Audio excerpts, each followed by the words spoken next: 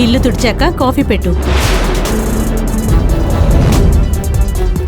Baby, మీ ఆయన్నేమన్నంటే నీ కోపం వస్తుంది కానీ ఎందుకు పనికిరాని దద్దమ్మేవాడు. నా మాట విని విడాకులిచ్చేయమ్మా. ఏంటి ఇంట్లో అంట్లు తోముకుంటూ అమ్మకి కాఫీలు అందిస్తూ బ్రతికేద్దాం అనుకుంటున్నావా? నువ్వేం చేస్తావో నాకు తెలియదు. ఈ మంత్లో జాబ్ రాకపోతే నువ్వు నాకు కనిపించుకో.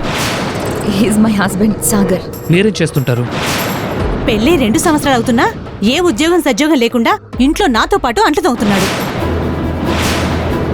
తనకే జాబ్ లేదు. ఇది ఇంకా బెటర్. పాపని బుట్టలో వేసుకోవడం ఇంకా ఈజీ. నా కంపెనీలో పోస్ట్ ఉంది, చేస్తావా?